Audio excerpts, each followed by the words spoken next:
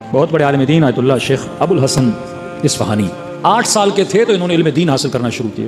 جب 11 سال کے ہوئے، گاؤں میں رہتے تھے اصفہان کے ساتھ، چھوٹا سا گاؤں، تو اپنے والد کو کہا کہ بابا مجھے اصفہان بھیجیے، میں وہاں جا کے مکتب میں مدرسے میں جا کے علم دین حاصل کروں گا۔ تو والد نے کہا بیٹا آپ 11 سال کے ہو، کھانا پینا کپڑے دھونا وونا کیسے ہوگا؟ کہا میں کر لوں گا۔ کہا بیٹا بیمار ہو جاؤ گے، مختلف مسائل ہیں، کس طرح کرو گے؟ میں اجازت نہیں دے سکتا۔ کہتے باپ گھر آتا تھا، رات کو اس کے قدموں میں بیٹھ جاتے تھے، پاؤں دباتے تھے، رونا شروع ہو جاتے تھے، بابا میں نے جانا ہے، میں نے جانا ہے۔ بالآخر والد راضی ہوا، اس کو اصفہان بھیجا مدرسے صدر۔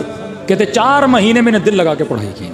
4 مہینے کے بعد سردی کا موسم آیا، برف باری اور شدید برف باری ہوئی اصفہان میں۔ میرے پیسے ختم ہو گئے، کھانے پینے کے لیے پیسے نہیں، کمرے کے اندر روشنی چاہیے، موم بتیاں چلی گئیں، کمرے کو گرم کرنے کے لیے کوئلہ لانا پڑتا تھا، کوئلے کے پیسے نہیں، کھانے کے پیسے نہیں۔ یہ عالم آیا کہ جو بچی ہوئی سوکھی روٹیاں تھیں میں ان کو کھا کے اپنا دن گزارتا تھا۔ اتفاق سے انہی دنوں میرے والد آ گئے مجھ سے ملنے کے لیے، کمرے میں جیسے اندر آئے روشنی نہیں، کمرہ ٹھنڈا یخ، کھانا کا بابا پیسے ختم ہو گئے۔ اس نے ڈانٹنا شروع کر دیا۔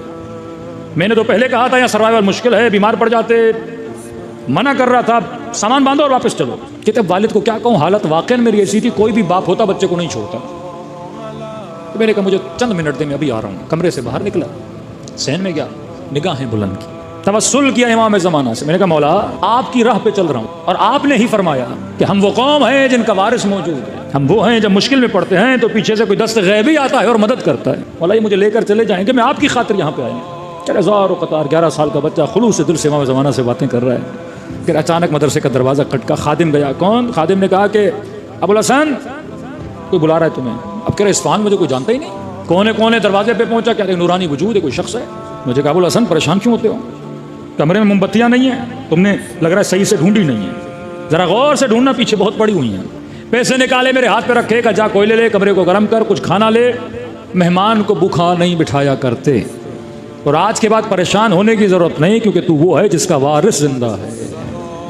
پھر مجھے سمجھ میں نہیں آ رہا، اکثر لوگ جب مولا سے ملتے ہیں گویا ذہن پر امام زمانہ کوئی اثر ڈالتے ہیں کہ جس کی وجہ سے وہ امام کو پہچان نہیں پاتے۔ کہہ رہے کمرے میں گیا، پیسے لے کے، والد نے کہا کون تھا؟ کہا بولا موم بتیاں پڑی ہوئی ہیں، کہا ڈھونڈی وہ مل گئیں، پیسے دیے، کہا کوئلے لے لینا، کمرہ گرم کر دینا، کھانا لے لینا، والد آیا کھانا کھلا دینا۔ کہا پوچھا نہیں بیٹا کون ہے؟ کہا کہ پریشان ہونے کی ضرورت نہیں، ہم وہ ہیں جن کا وارث زندہ ہے۔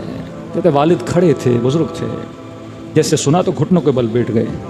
کہا بیٹا تو 11 سال کا، تیرا ایمان اتنا مضبوط ہے کہ تیرا وارث زندہ ہے، میں بوڑھا ہو گیا، میرا ایمان اتنا کمزور ہے کہ آج کے بعد میں تجھے روکوں گا نہیں، جتنا علم دین حاصل کرنا ہے کرو۔ خلوص کے ساتھ، اچھی نیت کے ساتھ اگر کوئی کار دین کے لیے بھی کام کرتا ہے یا کار دنیا کے لیے، قربت اللہ کی نیت ہے، پھر اہل بیت علیہ الصلوۃ والسلام مدد کرتے ہیں۔